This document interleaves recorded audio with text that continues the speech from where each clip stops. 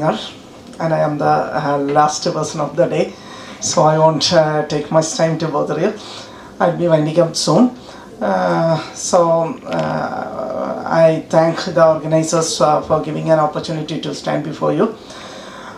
So my presentation is basically on IoT and edge computing systems for smart agriculture. I have a few slides on what C-DAC is and how C-DAC is working and different projects and along with the different agencies how C-DAC is working.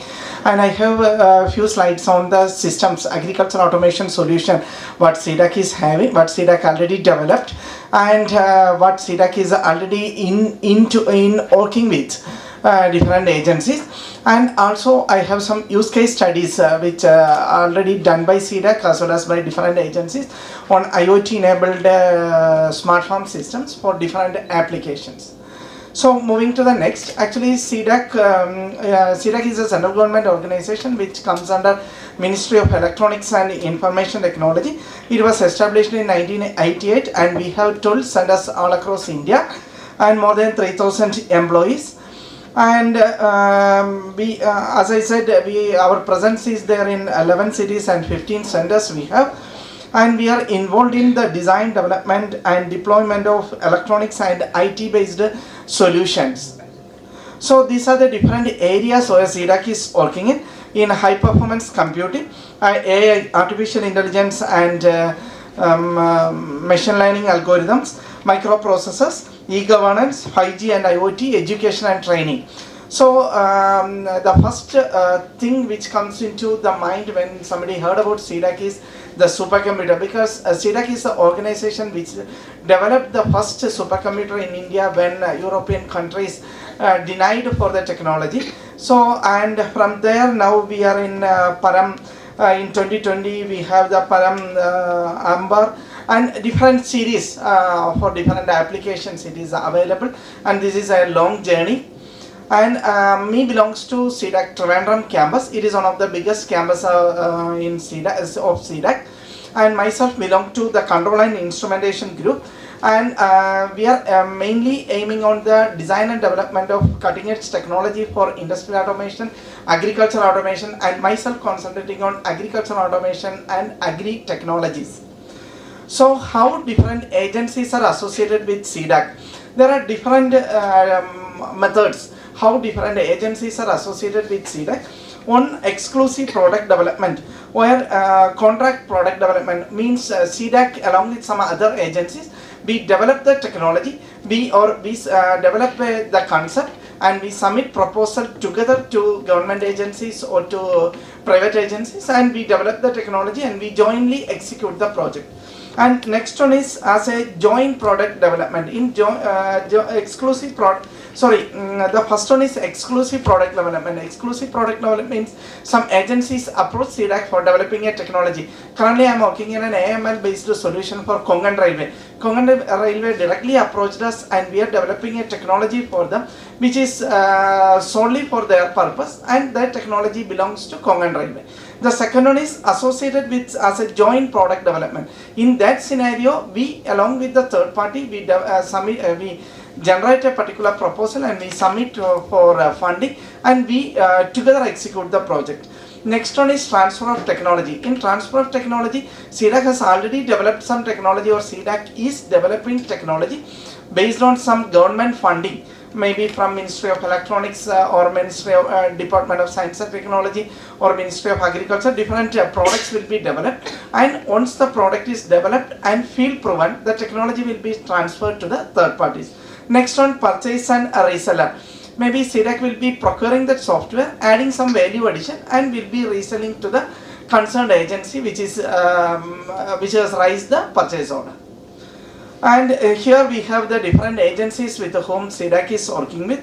We are closely associated with ISRO, HAL, CMPDI, Konkan Railway and Water Kerala Water Authority, and these are different agencies with whom C-DAC is associated with. Now coming to today's topic, Smart Farm Management System Solutions by C-DAC. So actually C-DAC is working in different solutions for agriculture automation. So basically we are looking for precision farming. So far we have heard about the different terms about precision farming and different definitions for precision farming. In a nutshell, precision farming is nothing but supplying the right amount of water, fertilizers at the right time, in the right quantity, in the right amount. In the right time. So that is what is precision farming is. Along with that, in the case of polyhouse farming, we have to maintain optimum polyhouse climatic conditions for getting maximum yield. So these are some of the solutions what C-DAC already have. One is smart farm system. It is nothing but agricultural automation solution, and we are working on NPK sensor development. And my speaker from Agriculture University already discussed about the soil nutrient analysis, the importance of soil nutrient analysis and the challenges in that. And smart agri, it is nothing but agro ecosystem model for developing the model based solution for giving optimum or controlling conditions for the field. Then CloudAware data analytics means multi-parameter or multi-sensor based model for controlling the field parameters. Then leaf sense, the nutrient efficiency, another way of analyzing the nutrient efficiency in a plant. So I'm skipping for the for saving time. I'm just skipping some of the slides. So this is a smart farm systems developed by C-DAC, and it's a dual power module which works in 12 volt as well as in 230 volt. And it can accept different inputs. Different input means it can accept 12 analog input means soil moisture, soil temperature, atmospheric temperature, humidity, leaf temperature, carbon dioxide, solar radiation. These inputs can be in the form of analog input, or it can accept 20 wireless sensors also. Means nowadays in a large field it's very difficult to put wires for connectivity. So it can accept LoRa based community. We have our own LoRa based module which can accept the signals through a wireless connectivity, and it can control maximum of 24 instruments in the field. A single unit can control maximum of 24 units, and it's having a large display. 5-inch or optional 7-inch units are there. Then external memory interface is there, and SMS alert is also there for the farmers. Similarly, it can work on 4 modes: auto, manual, timer and remote. In auto mode of operation, based on the sensor values and pre-configured algorithm, it executes the control operation in a field without human intervention. In manual mode of operation, the farmer can control the equipment through the touch screen, or a 7-inch touch screen is there. Through that he can control the equipment. In timer means on a particular time of a day it can execute the control operations. And in a remote mode of operation we have the provision for a mobile application interface. So through mobile application, whenever the farmer is away from the field, he can control the field equipments. So these are some of the inputs like temperature, humidity, wind speed, wind direction, carbon dioxide, pH, EC, electric conductivity, rain. These are the different inputs which can be accepted by the smart farm unit, and it can control valves, fertilizer pumps, water pumps, motors, foggers, etc. We can connect this to a PC for data logging and for data visualization, and it can be upgraded to Wi-Fi, GSM, 4G, 5G. Modules are available with the system. So it's the most important thing is it's a standalone system. No need for PC connectivity. It's not a must.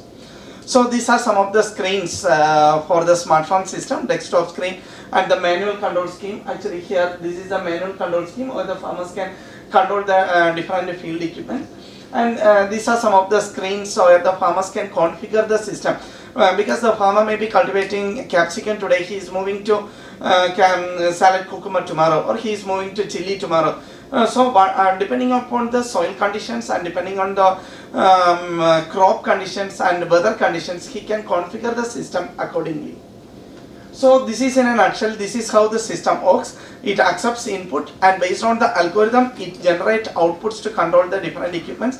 Along with that, the data will be transferred to a cloud for further processing.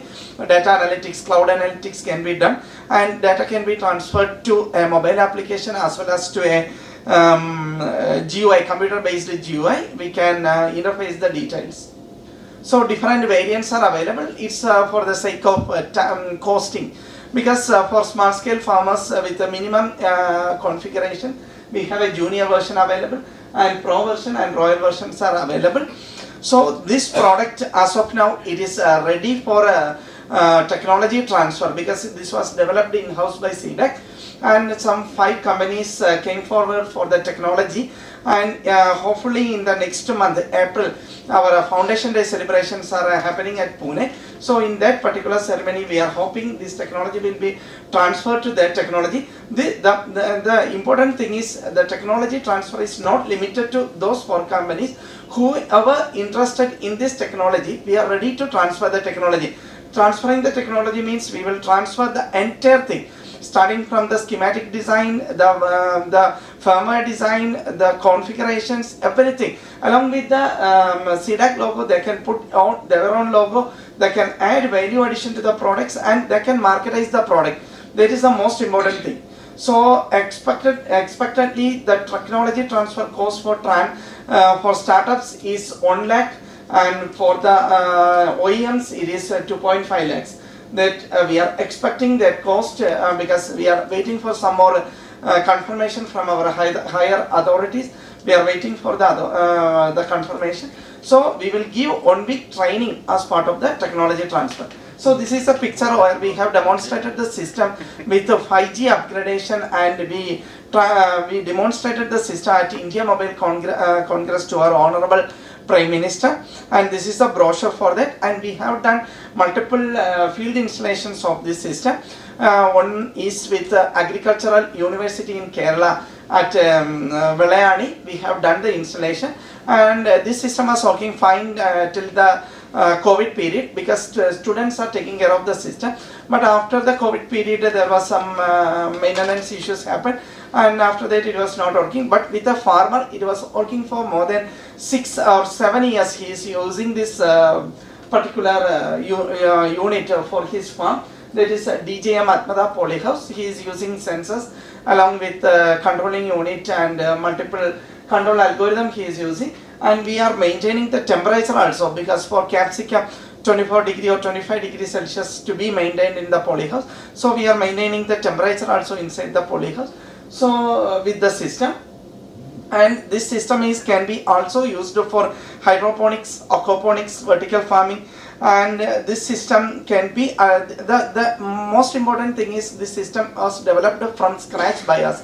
So any level of customization is possible for the farming conditions, or with environmental parameters, or with farming different crops. Any level of customization is possible, and it can be adapted to almost all fields, means all farms. And the costing, the most of the imported system, because in the morning section somebody was emphasizing on the costing part, because the costing of imported system is around 2.5 to 3 lakhs only for the controlling unit. Here this unit altogether it can be made available in the market for less than 50,000 rupees. So that is the most important thing which we are highlighting. With all these features, with all the features, the system will be costing less than 50,000 rupees. So this is another thing which we are working on, soil analysis system or Agri-Sense system for measuring the NPK parameters along with calcium, boron and magnesium. This work is going on along with the NIT Trichy, the chemical engineering department. Actually they are developing the selective membrane based sensors for this part, and we are developing the electronic component for this thing. And here what we are expecting is the soil shall be collected by the farmer, and it needs to be put inside the unit, the soil sampling unit, where it will be we will add water and we will make it slurry, and the slurry will be extracted, and in the extracted slurry these electrodes will be placed, and the values will be measured, and in near real-time conditions the farmer will came to know about the NPK content of his farm. And agro ecosystem model which I was explaining. So here it's mainly for polyhouse cultivation, where what we are doing is we are making a model for the plant along with a model for the polyhouse, and then we are mixing these two models to give more informative ideas to the farmers for controlling his field or for maintaining parameters in his farm. Then coming to CloudAware data analytics. In CloudAware data analytics, we are actually this is a proposal we already submitted to DST. Here what we are doing is, along with the field ground truth parameters, we are planning to interfere different sensor data parameters, satellite data, and all those data analytics will be done in the cloud, and the inference will be transferred to the farmers for better field parameter control. And this is leaf sense. In leaf sense, what we are doing is, actually in the some presentation were there based on the leaf analysis. So here what we are doing is, we are capturing the leaf images, and based on the leaf images we are trying to identify the different nutrient deficiency. Like for the nitrogen, the leaf will be pale yellow. For phosphorus, there is some other symptoms are there, because most of the nutrient deficiency or pest infestation, the first symptoms comes or present in the leaf. So we are trying to analyze. Actually we have done this for chili for L&T Chennai, and we have installed in a field, in a study field for L&T Chennai, and it is working fine there. For chili, we are identifying some 3 diseases and some 2 nutrient deficiencies. This is already implemented in the field, and we are expecting some stakeholders for other crops also. And agriculture 4.0, and this is around expert system in agriculture, where just like an agriculture expert is giving guidance to the farmers, this agriculture expert system can guide the farmers regarding the field scenario and regarding the remedies what he can look for. And AI in agriculture, another big topic, even I can talk for an hour for this AI in agriculture. So another one is digital twin. Digital twin is nothing but making an exact model of a plant and analyzing its characteristics. This will be most useful for yield prediction and for characteristic analysis or crop management in farm. So coming to the IoT in agriculture, actually as I said earlier, most of the sensors, because even though there are satellite data, everything is available, even now the most of the controlling operations or most of the field equipment control is done based on the ground truth data. For ground truth data, we are depending on the sensors. For sensors, to transmit the data from a sensor to a control unit or to a basic unit, there is a lot of communication mechanisms are in. For that, we are suggesting for IoT based control. So IoT based data transmission ensures or it provides more reliable data transmission than wired, because in wired case what we observed is, after one cultivation, when the farmer plows the field or when the farmer does some changes in the soil, and so there is a chance of more disallocation of the sensors or cutting of the wires. That are frequent things what we observe. So we are going for the IoT based sensors. So it may be LoRa based or Sigfox based or Zigbee based. Different IoT sensors are there, and these are some of the benefits. And IoT enabled sensors for soil moisture, weather sensors, precision farming equipments. Even the equipments can be controlled by using IoT sensors. And not only for the farming, but it can be made available for animal health monitoring also, for cow management in a large cow farm where he is managing a lot of cows. He can analyze the characteristics or the behavior of a particular animal based on these sensors. And livestock tracking also can be done with these sensors, because these IoT sensors with the LoRa we have studied, it's giving more than 7 kilometers of coverage for LoRa based sensors. And these are some of the use cases, because in European countries or in other countries where this IoT technology is widely used for agricultural automation and for this animal husbandry applications. So precision agriculture in Australia, they are using widely. There are some papers, these are some, but there are more number of use cases are there in foreign countries, because recently there was an article in Israel. There is a for 500 plus cows, some 2 human laborers are required. Rest everything is done by automation things. And there are some challenges also.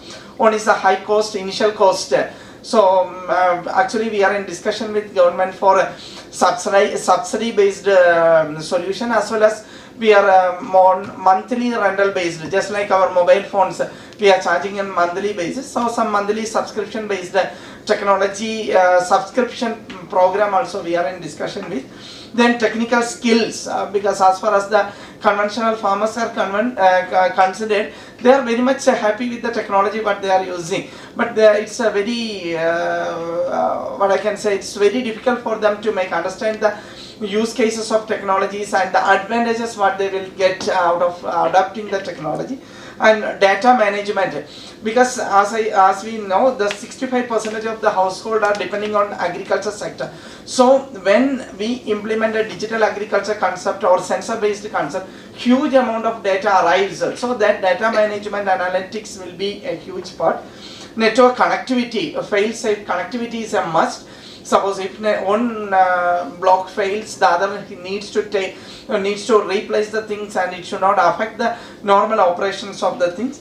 Then interoperability, security, above all the security. Nobody from external other than the farmers or who is relevant to farmers should enter his network and should control his farm in an irregular way, which may even harm his cultivation. So those things also needs to be taken care of, and these are big topics to be discussed.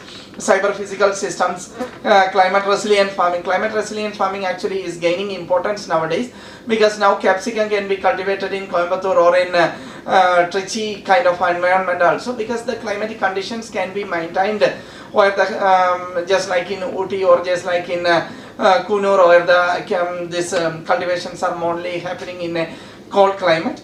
And yield prediction, another area, AN agriculture, and crop monitoring and crop management. These are some of the use cases and areas where we are ready to work with some agencies or some proposals we can jointly make.